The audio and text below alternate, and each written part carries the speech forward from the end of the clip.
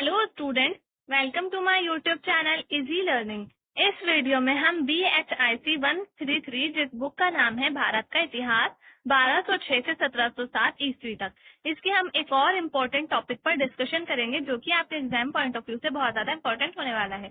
इससे पहले इसके फर्स्ट यूनिट की एक वीडियो में पहले ही अपलोड कर चुकी हूँ, एक वीडियो के इम्पोर्टेंट क्वेश्चन, और मैंने उस टॉपिक पर डिस्कशन किया था और इम्पोर्टेंट क्वेश्चन भी बताया था उसका।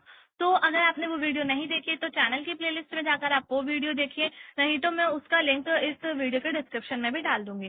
तो गाइस, वीडियो स्टार्ट करने से पहले मैं आपसे कहूंगी आप मेरे चैनल को सब्सक्राइब करें, वीडियो को लाइक करें, शेयर करें, और अगर आपको कुछ भी कंफ्यूजन हो तो आप कमेंट्स में पूछ सकते हैं। और आपको नोट्स का PDF चाहिए तो मैं आप मुझसे व्हाट्सएप पर कॉन्टेक्ट करें, मैं आपको वहां पर दे दूंगी PDF। तो हमारा जो आज का टॉपिक रहेगा अबुल फजल और अकबरनामा। अबुल फजल जो थे जिन्होंने अकबरनामा लिखा था वो है, तो उनके बारे में, अकबरनामा के बारे में हम पढ़ेंगे। तो गाइज, ये जो टॉपिक है मैंने इसमें क्वेश्चन नहीं लिखा हुआ है, मैं आपको क्वेश्चन बता देती हूँ इसका अकबरनामा का, कि इसमें ऐसा आ सकता है कि अबुल फजल के अकबरनामा पर संक्षिप्त टिप्पणी करें। टिप्पणी लिखने के लिए आ सकती है। अगर आपके पास आप पेन और पेपर लेकर बैठिए ताकि आप ये लिख सकें। नोटबुक ले लीजिए अपनी, और आपके लिए नोट्स भी हैं, तो आपके लिए इजी हो जाएगा। मैंने इसको इजी लैंग्वेज में लिखा है ताकि आपको इजीली समझ भी आ जाए। तो इसमें मैंने क्वेश्चन नहीं लिख रखा है, क्वेश्चन मैं आपको बता देती हूँ। तो इसका क्वेश्चन यही रहेगा कि अबुल फजल का जो अकबरनामा है, अबुल फजल के अकबरनामे पर संक्षिप्त टिप्पणी लिखे, या फिर अकबरनामे की विशेषताओं के बारे में बताएं। तो ये भी आ सकता है क्वेश्चन, दो तरह से आ सकता है, और दोनों क्वेश्चन का आपको सेम आंसर ही लिखना होगा जो मैंने यहाँ पर बताऊंगी अभी। तो हम स्टार्ट करते हैं। अबुल फजल और अकबरनामा। महान विद्वान शेख मुबारक फजल नागौरी के पुत्र अबुल फजल अकबर के दरबार के सचिव होने के साथ अकबर के करीबी मित्र थे। तो जो अबुल फजल थे वो किसके बेटे थे? शेख मुबारक फजल नागौरी के। और ये अकबर के दरबार के थे, और अकबर के दरबार में ही रहते थे, अकबर के दरबार के सचिव थे, और अकबर के करीबी मित्र भी थे, दोस्त भी थे। तो इसलिए उन्होंने अकबर की प्रशंसा की है इस किताब में, उन्होंने अकबरनामा जो लिखा है। तो उन्होंने अकबरनामा की रचना, इस ग्रंथ के उन्होंने अकबरनामा की रचना की, और इस ग्रंथ के 3 भाग हैं।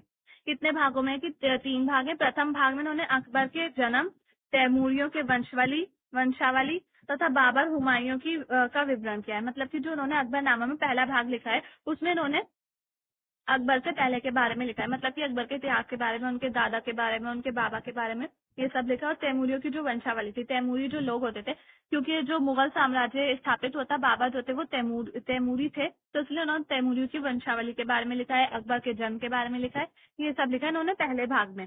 तो अगर आपसे पूछा जाए कि पहले भाग में क्या लिखा है, किसके बारे में लिखा है अकबरनामे में, तो ये आपको बताना पड़ेगा। फिर उसके बाद दूसरे भाग में उन्होंने क्या लिखा? दूसरे भाग में अकबर के राज्य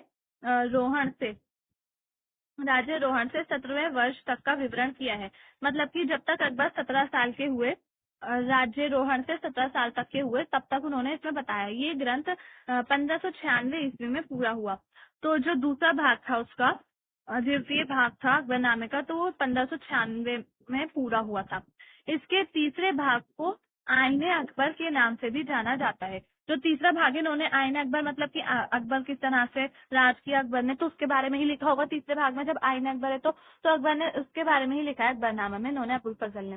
तो जो तीसरा भाग है उसको हम आईने अकबर के नाम से, आईने अकबरी के नाम से भी जानते हैं। तो आईने अकबरी 5 किताबों का संकलन है, जिसमें पहला भाग अकबर साम्राज्य के प्रतिष्ठानों, दूसरा सेना, तीसरा विभिन्न पदों, राजस्व द्वारा आदि का विवरण प्रस्तुत किया है। तो आपको समझ आ गया होगा।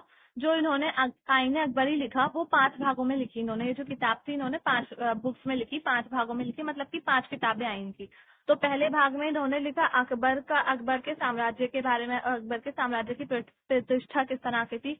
दूसरे में इन्होंने सेना के बारे में बताया। तीसरा भाग जो था उन्होंने विभिन्न पदों, राजस्व द्वारा आदि का, जो पद थे, किस पद पर कौन सा व्यक्ति है, तो उसके बारे में, राजस्व के बारे में, राजस्व दर क्या थी, उसका विवरण दिया है। फिर उसके बाद चौथी पुस्तक जो थी उसमें इन्होंने हिंदू दर्शन, धर्म, चिकित्सा विज्ञान आदि का उल्लेख किया है। और 5वीं पुस्तक में अकबर के कथन समाहित है। मतलब कि अकबर के जो कथन है वो 5वीं पुस्तक में है। और चौथी पुस्तक में आपको समझ आ गया चिकित्सा से संबंधित किस तरह का उस समय का चिकित्सा विज्ञान था, और हिंदू दर्शन क्या था, धर्म किस तरह के थे, धर्मों के लोग जो थे वो किस तरह से रहते थे, तो इस सब के बारे में उन्होंने बताया। अब अकबर के शासनकाल के बारे में उन्होंने अकबर के अभियानों, नीतियों, कारणों और प्रभावों तथा प्रशासनिक और राजनीतिक घटनाओं का विस्तृत वर्णन किया है। तो अकबरनामे में उन्होंने किस किस के बारे में बताया, उन्होंने अकबर की जो नीतियां होती थी, अकबर किस तरह की नीतियों को फॉलो करते थे, जिस तरह से उन्होंने इतने बड़े सम्राट बने वो किस तरह की नीतियां फॉलो करके बने, ये सब के बारे में बताया। किस तरह के वो अभियान चलाते थे, जंगें किस तरह की होती थी, तो ये सब बताया उन्होंने कि उस समय में अकबर के जो इतना बड़ा सम्राट बने उसके कारण क्या थे, किस किस तरह से उन्होंने अपना जो प्रशासन था वो संभाला, अपना राज्य साम्राज्य बनाया एक, और राजनीतिक घटनाओं के बारे में बताया। इन सबके बारे में उन्होंने इसका वर्णन किया है। अबुल फजल ने फारसी इतिहास लेखन में अरबी परंपरा को भी शामिल किया। तो जो मैंने आपको उससे पहले वाले वीडियो में जब हमने अरबी और फारसी परंपरा की विशेषताएं करी थी, तो तब भी मैंने आपको बताया था कि अबुल फजल जो थे उन्होंने अरबी और फारसी परंपरा दोनों को मिक्स किया, दोनों को मिक्स करके इन्होंने अकबरनामा का लेखन किया था। मतलब कि अकबरनामा जो किताब थी उसको लिखा था। दोनों की परंपरा इसमें देखने को मिलती है, लेकिन अकबर को आदर्श रूप में प्रस्तुत करने के कारण उसने अकबर की कमजोरियों को उजागर नहीं किया। तो इसका एक मेन पॉइंट ये है कि जो अकबरनामा था, अबुल फजल जो थे वो अकबर के मित्र थे, करीबी मित्र थे, तो इसलिए उन्होंने अकबर की प्रशंसा की, ज्यादा अकबर की प्रशंसा की। उन्होंने अकबर को एक आदर्श रूप में दिखाया, और इसी चक्कर में, इसी आदर्श रूप में दिखाने के लिए जो अकबर के साम्राज्य की कमजोरियां थी, जो अकबर की कमजोरी थी, वो उसको अकबरनामा में नहीं दिखा पाए। तो ये आपको समझ में आ गया। और कोई भी नहीं दिखाता ऐसे, जो राजा के दरबारी होते हैं वो अगर राजा के बारे में लिखेंगे तो वो राजा की कमजोरियों को थोड़ी ना बताएंगे, वो राजा की प्रशंसा ही करेंगे केवल। अगर वो राजा की बुराइयों को बताएंगे, कमजोरियों को बताएंगे, तो फिर राजा से मारे नहीं जाएंगे। सो अब इसके बाद हमारा जो अकबरनामा था वो यहीं पर ही फिनिश हो जाता है। इसके बाद हमारा नेक्स्ट टॉपिक आएगा बाबरनामा। तो बाबरनामा, बाबर का बाबरनामा, ये हमारा नेक्स्ट टॉपिक रहेगा। और इसका जो क्वेश्चन है वो ये आ सकता है कि बाबरनामा पर, बाबरनामा और अकबरनामा का सेम क्वेश्चन आ सकते हैं। जैसे अकबरनामा का था संक्षिप्त टिप्पणी वाला, ऐसे बाबरनामा का भी बाबरनामा पर संक्षिप्त टिप्पणी लिखे, या फिर बाबरनामा की विशेषताओं के बारे में बताएं, बाबरनामा किसने लिखा उसके बारे में और उसकी विशेषताओं के बारे में बताएं। और ये भी क्वेश्चन आ सकता है कि बाबरनामा जो है वो इस्लामी साहित्य की एकमात्र सच्ची आत्मकथा है। आत्मकथा क्यों कहा जाता है बाबरनामे को? बाबरनामे को आप लिख लीजिए, मैं बोल रही हूँ, बाबरनामे को इस्लामी साहित्य की एकमात्र सच्ची आत्मकथा क्यों कहा जाता है? तो ये इम्पोर्टेंट हो जाता है आपके लिए बाबरनामा। तो हम स्टार्ट करते हैं। इसे इस्लामिक साहित्य की एकमात्र सच्ची आत्मकथा कहा जाता है, जिसे बाबर ने अपनी मातृभाषा चगताई तुर्की में लिखा था। तो आपको पता है जो बाबर वगैरह थे, ये लोग जो आए थे मुगल, ये तुर्की के थे। सो बाबर ने जो है वो तुर्की भाषा में लिखा था। चगताई तुर्की की एक भाषा है जिसमें बाबर ने अपना जो बाबरनामा लिखा था ये खुद ही लिखा था, बाबर ने ही लिखा था। और ये एकमात्र सच्ची आत्मकथा है क्योंकि बाबर ने अपने बारे में खुद ही लिखा था, और ये चगताई भाषा में लिखा गया था, और जो बाबर की मातृभाषा थी तुर्की में लिखा था। इसमें घटनाओं को डायरी के रूप में निष्पक्षता के साथ लिखा गया है। तो जिस तरह से हम एक डायरी लिखते हैं, कोई भी व्यक्ति अपनी एक डायरी लिखता है, उसी तरह से उसने बाबर ने अपनी एक डायरी लिखी होगी और उसको बाबरनामा का नाम दे दिया गया। तो निष्पक्षता से उसने लिखा है, उसमें कोई भी झूठी घटना नहीं है, ना ही सिर्फ केवल बाबर की प्रशंसा है। जिस तरह से अकबरनामे में सिर्फ अकबर की प्रशंसा है, वैसे ही बाबरनामे में नहीं है, उसकी कमजोरियों को भी बारे में बताया गया है। निष्पक्षता से उसने लिखा है ये। इसमें फरगाना और समरकंद में बाबर के संघर्ष के वर्णन के साथ भारत में उनके अल्पावास युद्धों और संघर्षों तथा विजयों का भी उल्लेख किया गया है। तो उसमें किस किस चीज के बारे में बताया गया है? फरगाना समरकंद में बाबर का जो संघर्ष हुआ था उसके बारे में उसका वर्णन किया गया है। अल्पावास, भारत में जो अल्पावास हुआ था, युद्ध हुए थे, संघर्ष हुए थे और विजय हुई थी बाबर की, उसके बारे में भी इसने लिखा है। इसमें बाबर के पड़ारोहण यानी कि 1494 से लेकर जिस क्षेत्र पर उन्होंने शासन किया उस क्षेत्र की राजनीतिक, सैन्य और सामाजिक आर्थिक स्थिति का भी वर्णन किया गया है। तो जब बाबर यहाँ पर आए तो उन्होंने राज किया था अपना परारोहण की नाम की जगह थी जिसमें उन्होंने 1494 में राज किया था। तो उसके बारे में भी बताया इन्होंने।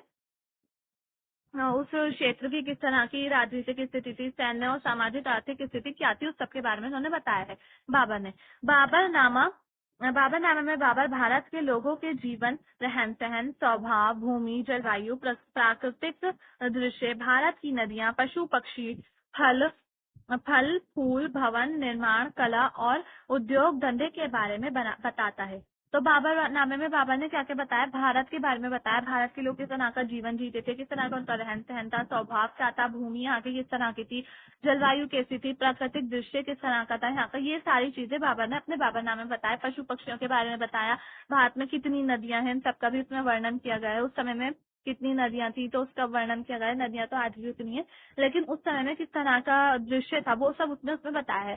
फल किस तरह के उगते हैं यहाँ पर, फूल किस तरह के होते हैं, ये सब उसने उसमें बताया। उद्योग धंधे किस तरह के थे, और निर्माण कला, मतलब कि यहाँ पर लोग किस तरह से काम करते थे, कला किस तरह की होती थी, और उद्योग किस तरह के थे, छोटे छोटे कुटीर उद्योग थे। तो इसी के बारे में बाबा ने बताया है अपनी बुक में। ये पुस्तक न सिर्फ उसके अनुभव का दर्पण है, बल्कि तत्कालीन समाज के दरबार में, सॉरी, समाज के बारे में एक दस्तावेज भी है।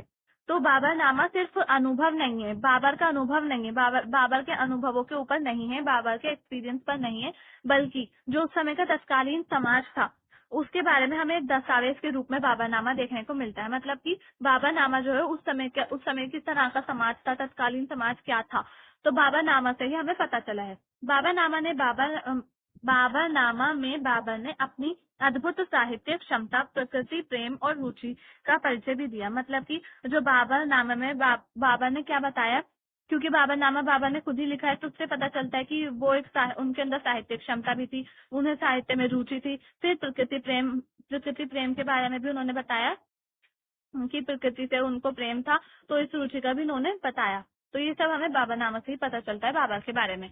तो गाइज ये वीडियो हमारा यहीं पर ही एंड करते हैं हम। ये टॉपिक यहाँ पर हमारा फिनिश हो गया। नेक्स्ट टॉपिक हमारा रहेगा नेक्स्ट वीडियो में इंशा लेखन। पत्र परंपरा लेखन जो है उसके बारे में हम डिस्कशन करेंगे। तो ये जो टॉपिक था हमारा बाबरनामा और अकबरनामा यहाँ पर फिनिश हो चुका है, और वीडियो को भी हम यहीं पर एंड करते हैं। तो गाइज अगर आपको वीडियो पसंद आए तो प्लीज वीडियो को लाइक करें, शेयर करें, चैनल को सब्सक्राइब करना ना भूलें। थैंक्स।